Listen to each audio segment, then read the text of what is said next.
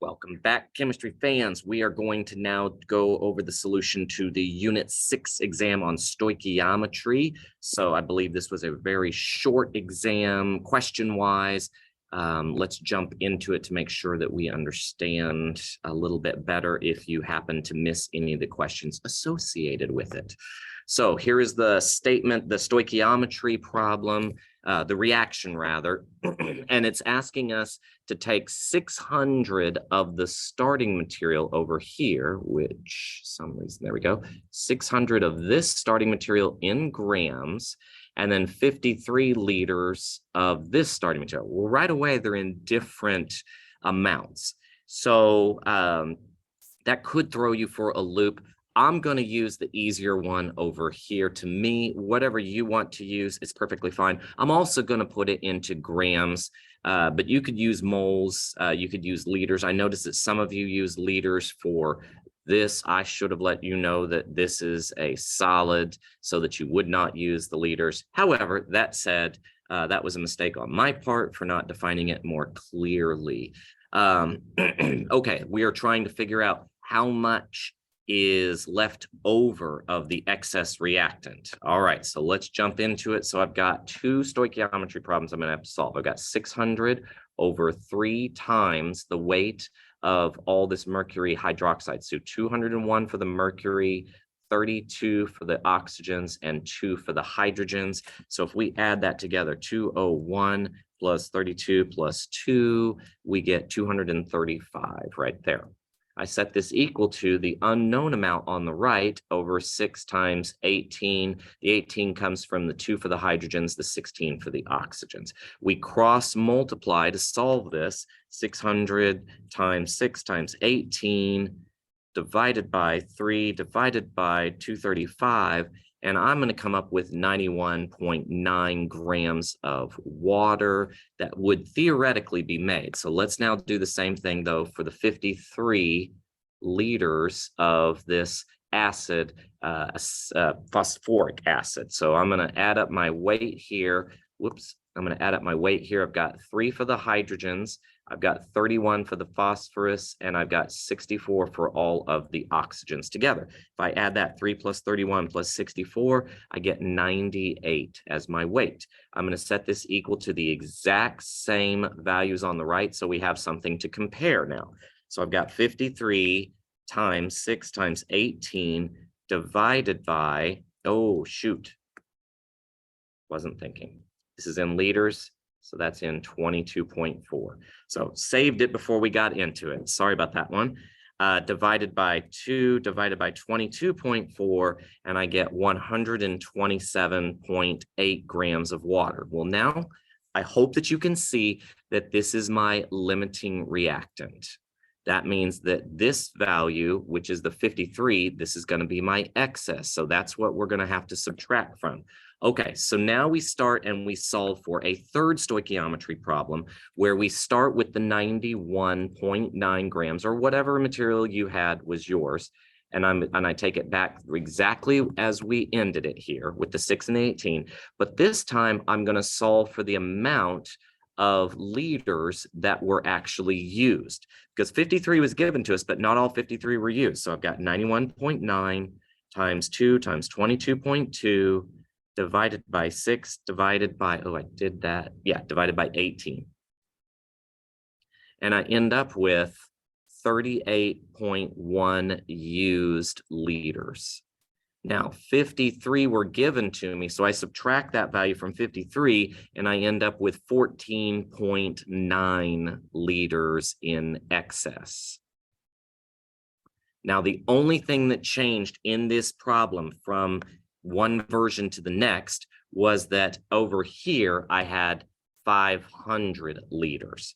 So if I were to do this calculation on the second version of the test, I would just use a 500 up here instead of the 600. And let me do the calculation here to see what that changes into. Divided by 3 divided by 235.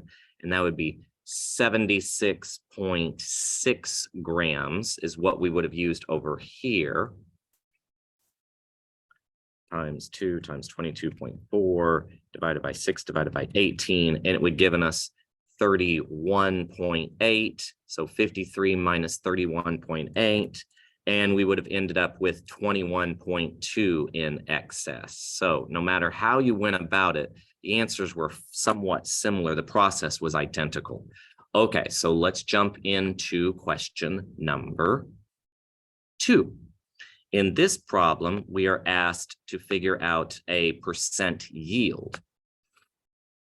And I do not recall what the actual value was on the second one. So hold on just a second. I'm going to try and calculate that, or I'm going to pull that value because it was a larger value for the second version of the test. And I'm going to write both of them down.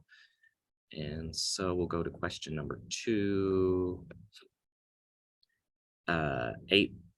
283, is that the same? Hold on, 283. No, it's not. 83 would have been the version 2. And how many moles of the reactant? 9.3 times 10 to the 3, 9.3 times 10 to the 3. And it changed to 9.3. Okay, now we are ready for how we're going to calculate this for both versions of the test. Okay, so in this, we are looking for a limiting reactant. So what we're going to start with is this given amount, of 8.3 times 10 to the 3rd. Well, converting that into regular notation, out of scientific notation, we move the decimal point 1, 2, 3. That means it's 8,300 moles of the acid reactant, 8,300, or that would be the 9,300, depending on which version you have. And since it is telling us of the product reactant, this is what we're solving for. We will compare it to those two values to get our percent yield eventually. All right. So I'm going to take my 8,300, and these are in moles. So I'm going to just do one simple 8,300. And it is, since it's in moles, I only use the coefficient 12. What I'm solving for on the right, I must, however, use gram amounts because the given value is in grams. So I've got 3 for the hydrogens, I've got 31 for the phosphorus, and I've got 64 for the oxygen. So 64 plus 31 plus 3 gives me 98.